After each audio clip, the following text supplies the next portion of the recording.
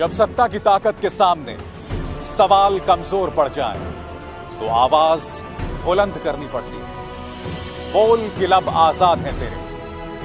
News click पर मेरे साथ। बोल के लब आजाद है तेरे, बोल ज़बां अब तक तेरी है। नमस्कार, बोल के लब आजाद है तेरे और बोल के लब आजाद है तेरे में आज दो मुद्दों की हम चर्चा करने जा रहे हैं। राजस्थान में रण घमासान है। सचिन पायलट को राजस्थान हाईकोर्ट से राहत मिली है, मगर मामला वहां पर बहुत उग्र होता जा रहा है। और दूसरा मुद्दा, उत्तर प्रदेश के अंदर राष्ट्रपति शासन लागू करने की मांग उठ रही है। क्यों उठ रही है? क्योंकि संजीत यादव नाम के एक लैब टेक्नीशियन को मौत के घाट उतार दिया उसके अपहर्ताओं ने, और इसमें एक बार फिर उत्तर प्रदेश पुलिस की लापरवाही सामने उभर कर आई है। नतीजा यह हुआ है कि कानपुर में एसपी साउथ अपर्णा गुप्ता और डीएसपी मनोज गुप्ता दोनों को निलंबित कर दिया गया है। मगर सबसे पहले हम बात करना चाहेंगे राजस्थान की। राजस्थान में आज राजस्थान हाईकोर्ट ने बेशक सचिन पायलट को राहत दे दी हो, मगर यह जिसे कहते हैं ना, परमानेंट राहत नहीं है। सचिन पायलट ने आज फिर कहा कि इस मुद्दे पर केंद्र को भी पार्टी बनाया जाए, यानी कि मामले को आप जितना खींच सकें खींचे। और इस बात को लेकर मुख्यमंत्री अशोक गहलोत पर भी बहुत दबाव है, क्योंकि फेयरमाउंट होटल के अंदर जो उनके तमाम विधायक हैं, जैसे ही अदालत का यह फैसला आता है वो बहुत ज्यादा उतावले हो जाते हैं, दबाव बनाते मुख्यमंत्री अशोक गहलोत के ऊपर कि आप अपना बहुमत साबित करें। मुख्यमंत्री गहलोत जो हैं वो राज्यपाल से वक्त भी लेते हैं, मगर राज्यपाल सिरे से बहुमत साबित करने या विधानसभा का सत्र बुलाए जाने को लेकर उनकी मांग को ठुकरा देते हैं, यह कहते हुए कि कोरोना संकट चल रहा है, लिहाजा यह नहीं हो सकता। अब इस बात को लेकर मुख्यमंत्री अशोक गहलोत खासे नाराज हैं। उन्होंने सीधा हमला बोल दिया कलराज मिश्र पर, जो कि राज्यपाल हैं। और आप जानते हैं कलराज मिश्र वही शख्स हैं जो मोदी 1.0 में, यानी कि जो 2014 से 2019 के बीच सरकार थी, कलराज मिश्र उस वक्त मोदी सरकार में मंत्री थे। और जैसे कि आप जानते हैं कि उत्तर प्रदेश के बहुत जाने माने बीजेपी नेता रहे हैं। अब गहलोत इस कदर आपाक हो गए कि उन्होंने यह तक कह दिया कि अगर राज्यपाल ने उनकी बात नहीं सुनी तो जनता राजभवन को घेर लेगी। सुनिए क्या कहें। महामहिम राज्यपाल महोदय को हम सब आ रहे हैं अभी एक साथ में राज्यपाल राजभवन के अंदर। उन सबसे सामूहिक रिक्वेस्ट करेंगे कि आप दबाव में किसी के नहीं आए। आपका संवैधानिक पद है, शपथ ली हुई है, अपनी अंतरात्मा के आधार पर शपथ की जो भावना होती है उसका आधार बना के फैसला करें, वरना फिर हो सकता है कि पूरी प्रदेश की जनता अगर राजभवन को घेरने के लिए आ गई तो हमारी जिम्मेदारी नहीं होगी। मैं एक बात नहीं समझ पा रहा हूं, अशोक गहलोत को इस तरह की भाषा इस्तेमाल करने की क्या जरूरत थी? आप एक संवैधानिक पद पर बैठे हैं, आप जिस व्यक्ति से संवाद कर रहे हैं वो इस राज्य के राज्यपाल हैं। मुझे तो लगता है ये बहुत ही धमकी भरे तेवर हैं जिसे नजरअंदाज किया जा सकता था, जिसे आप अवॉइड कर सकते थे गहलोत साहब, मगर आपने बात कही। मगर आज दूसरे पक्ष पर भी सवाल उठाने की जरूरत है। वो सवाल क्या है, मैं आपके सामने रखना चाहता हूं। आज जब कलराज मिश्र ये बात कह रहे हैं कि कोरोना संकट के चलते विधानसभा का सत्र नहीं बुलाया जा सकता या मैं आपके बाकी विधायकों से नहीं मिल सकता, तो मैं आपसे पूछना चाहता हूं, इस देश में 15 दिन विलंब से लॉकडाउन लगाया गया था। जानते हैं क्यों? क्योंकि मध्य प्रदेश के अंदर बीजेपी की सरकार बनानी थी। वो तस्वीरें याद हैं आपको? इन तस्वीरों में कोरोना संकट के बीचों बीच इस भीड़ में शिवराज सिंह चौहान ने पद और गोपनीयता की शपथ ली थी। लॉकडाउन की घोषणा में आपने इतने दिनों का विलंब कर दिया। नतीजा यह हुआ कि कई ब्यूरोक्रेट्स जो थे मध्य प्रदेश सरकार में, वो कोरोना से जो है प्रभावित पाए गए, कोरोना वायरस से संक्रमित पाए गए। तो मैं कलराज मिश्र साहब से पूछना चाहता हूं कि दोहरे मापदंड क्यों? राजस्थान और मध्य प्रदेश में यह फर्क क्यों? और एक और बात जो आज अदालत में सामने उभर कर आती है कि सचिन पायलट ने केंद्र सरकार को भी पार्टी बनाने की बात की है। इस बात को समझना होगा। इसे लोग दो नजरियों से देख रहे हैं। एक तो यह कि यह एक प्रमाण है कि भारतीय जनता पार्टी को सचिन पायलट को पूरी तरह से बैक कर रहा है, इसीलिए सचिन पायलट केंद्र को शामिल करना चाहती है। दूसरा यह कि कहीं ना कहीं सचिन वक्त चाहते हैं जितना मामले को खींचें, क्योंकि इस वक्त गहलोत के पास 101 विधायक हैं। सचिन पायलट की उम्मीद कर रहे हैं कि इनमें से कुछ टूट के उनके पास आ जाएं, क्योंकि उनके पास 19+3 करीब 22 विधायकों का समर्थन है। तो इसलिए मामले को खींचा जा रहा है। हालांकि सचिन पायलट खेमे का यह कहना है कि नहीं, इसका मकसद यह है क्योंकि मामला संविधान को लेकर है, संविधान में बदलाव को लेकर है। यही वजह है कि हम चाहते हैं कि केंद्र सरकार इसमें पार्टी बने। मगर आज मैं कुछ और कहना चाहता हूं। अगर सचिन पायलट के पीछे वाकई भारतीय जनता पार्टी का हाथ नहीं है, तो सचिन पायलट के समर्थक जितने विधायक हैं वो भारतीय जनता पार्टी शासित राज्य में क्यों हैं? सवाल नंबर 1। सवाल नंबर 2, मुझे यह समझाया जाए कि जो टेप्स सामने उभर कर आ रहे हैं उनमें कथित तौर पर सचिन पायलट के जो समर्थक विधायक हैं वो कथित तौर पर केंद्र सरकार के एक मंत्री से बात क्यों कर रहे हैं? ये दूसरी बात है। फिर तीसरी बात, आपने केंद्र सरकार को पार्टी बनाने की बात की है। और चौथा और अहम प्रमाण, राजस्थान बीजेपी के अध्यक्ष पुनिया साहब यह कह रहे हैं कि सचिन पायलट राजस्थान के मुख्यमंत्री बन सकते हैं। जब भारतीय जनता पार्टी और सचिन पायलट के बीच में कोई लिंक नहीं है, तो पुनिया साहब इस तरह का बयान क्यों दे रहे हैं जो इस वक्त आपके स्क्रीन पर है? तो ऐसे में आज जब राजस्थान हाईकोर्ट का यह फैसला आया है, तो हमें पृष्ठभूमि में तमाम मुद्दों को भी देखना होगा। कलराज मिश्र ये कह रहे हैं कि कोरोना की वजह से हम सत्र नहीं बुला सकते, जो कि वाजिब कारण है। मगर इसी हालात में हमने देखा कि किस तरह से मध्य प्रदेश में सरकार का तख्ता पलट किया गया था। तो आपका यह तर्क यहां पर कमजोर पड़ जाता है। और जो मेरा निजी तौर पर इस पूरे मामले में जो मेरी चिंता है, मेरी आशंका, वो ये कि राजस्थान ने कोरोना संकट के खिलाफ एक बहुत अहम लड़ाई लड़ी है और ईमानदारी से लड़ाई लड़ी है। ऐसे में इस वक्त सरकार को अस्थिर करना, इससे बड़ा पाप कुछ नहीं हो सकता। इसके लिए जो भी जिम्मेदार है, मुझे उम्मीद है कि जनता उन्हें इस बात का सबक जरूर सिखाएगी। यह अपने आप में बहुत अहम बात है और हम इसे सिरे से खारिज नहीं कर सकते। देखिए, राजस्थान का जो पूरा राजनीतिक घटनाक्रम है उसलिए भी दिलचस्प हो चला है क्योंकि दोनों ही खेमे इस बात को लेकर मुतमईन नहीं है या इस बात को लेकर आश्वस्त नहीं है कि उनके पास दरअसल कितने विधायकों का समर्थन है। अशोक गहलोत बेशक 101 विधायकों के समर्थन का दावा कर रहे हैं, मगर इनमें से 2 सीपीएम के हैं और 2 ट्राइबल पार्टी बीटीपी के हैं।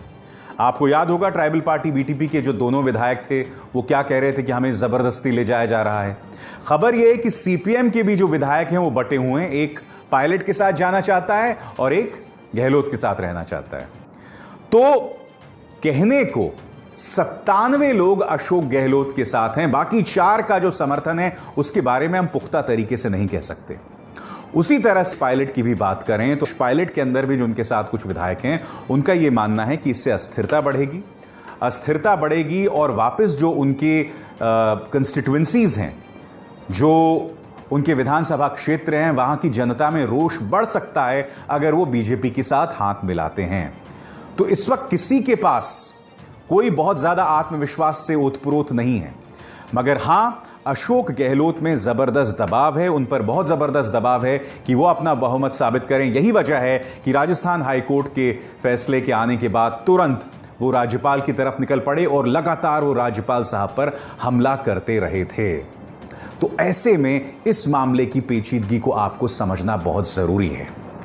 मुझे लगता है इन तमाम चीजों पर बात होनी चाहिए। सबसे पहले, एक सरकार स्थिर है या नहीं वो एक ही जगह में पता चल सकता है, वो है विधानसभा सत्र। तुरंत एक विधानसभा सत्र बुलाया जाना चाहिए। सचिन पायलट को, दूसरी बात, सचिन पायलट को सामने आकर बोलना चाहिए कि वो किसके साथ हैं। पर्दे के पीछे से बयानात जारी ना करें, प्रॉपर इंटरव्यू दें कि वो अब भी कांग्रेस के साथ हैं या बीजेपी के साथ हैं।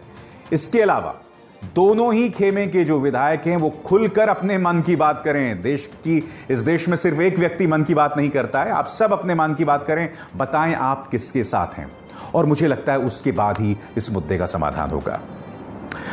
बहरहाल, बोल के लब आजाद है तेरे में आज मेरा दूसरा मुद्दा है उत्तर प्रदेश में बिगड़ती कानून व्यवस्था। और आप जानते हैं आज ट्विटर के अंदर एक ट्रेंड हो रहा था कि उत्तर प्रदेश के अंदर राष्ट्रपति शासन लागू करो। और क्यों हुआ मैं आपको बताता हूं। आपकी स्क्रीन पर यह फोटो है, इनका नाम है संजीत यादव, एक लैब टेक्नीशियन थे। इन्हें अपहृत किया जाता है, किडनैप किया जाता है, 30 लाख की फिरौती मांगी जाती है। बताया जाता है कि पुलिस उस 30 लाख की फिरौती को लेकर पूरा मार्ग साफ करती है, मगर बावजूद उसके संजीत यादव को मौत के घाट उतार दिया जाता है। उसके तमाम किडनैपर्स पुलिस की गिरफ्त में हैं। सबसे पहले मैं आपको दिखाना चाहता हूं तमाम चीजें एक के बाद एक इस परिवार के साथ क्या हुआ। पहले आप ये वीडियो देखिए, करीब 20-30 सेकंड का है। यहां पर संजीत यादव जब किडनैप हो गए थे उस वक्त किस तरह से उसका परिवार गुहार लगा रहा था।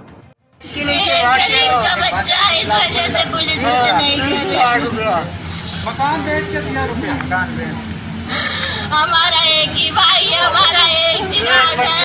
हमने रिश्तेदारों को भी नहीं बताया था कि हम पैसे देने जा रहे हैं। किसी से ना बताना, ये भी कहा था किसी से ना बता। और जब संजीत यादव की मौत की खबर आती है तब आप देखिए किस तरह से बदहवास उसका परिवार दिखाई दे रहा है। सब एक्शन में क्यों नहीं आई? क्यों नहीं आई? एक्शन में आ जाती तो मेरे भाई के साथ इतना बड़ा ना होता। कहाँ रखा मेरे भाई को? दिखाया जाए हमको। पुलिस क्या करती रही? 15 बार कॉल आती रही, क्यों नहीं ट्रेस किया? क्या सोचती रही? प्रशासन सोता रहा।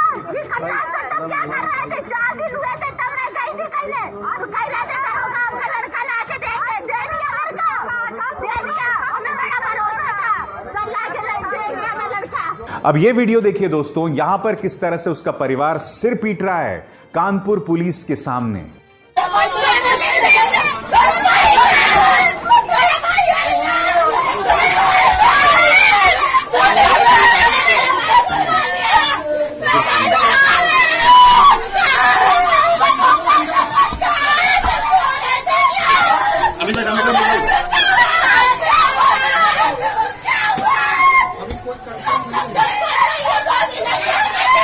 नतीजा यह हुआ कि योगी सरकार ने एसपी साउथ अपर्णा गुप्ता और डीएसपी मनोज गुप्ता दोनों को सस्पेंड कर दिया है।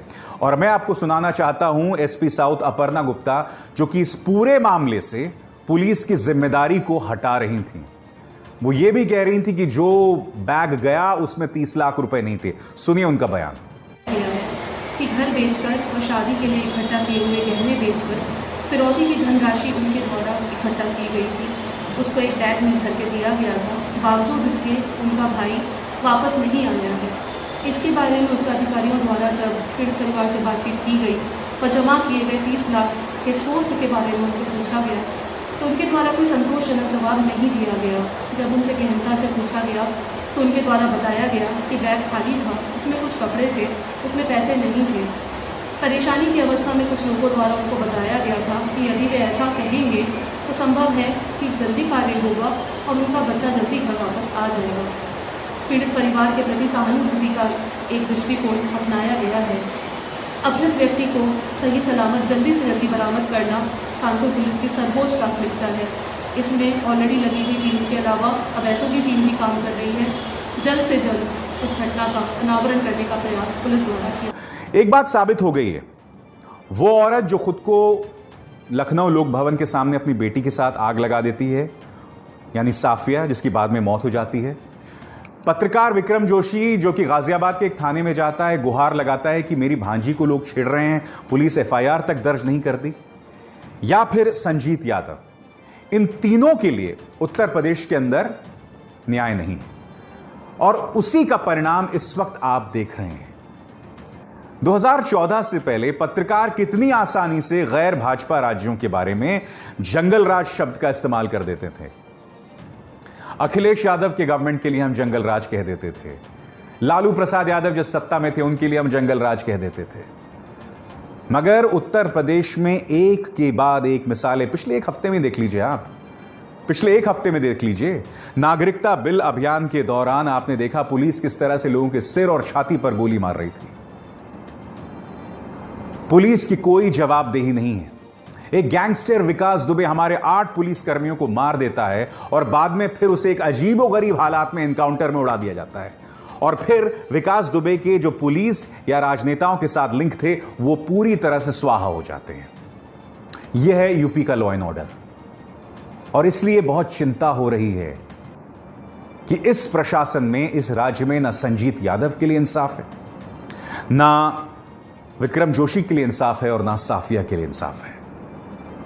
मैं उम्मीद करता हूं कि योगी आदित्यनाथ मुद्दों पर ध्यान देंगे, क्योंकि मैं जानता हूं कि 5 अगस्त को अभी शिलान्यास होने वाला है राम मंदिर का, और फिर भगवान राम की महिमा के सामने आप इन तमाम चीजों को दफन कर देंगे, दबा देंगे।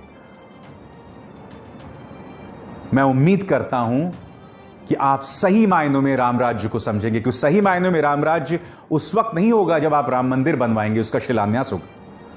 अच्छी बात है, हम सब उसका स्वागत करते हैं। सही मायनों में राम राज्य तब होगा जब आप संजीत यादव, विक्रम जोशी और साफिया को इंसाफ दिलवा पाएंगे। नमस्कार।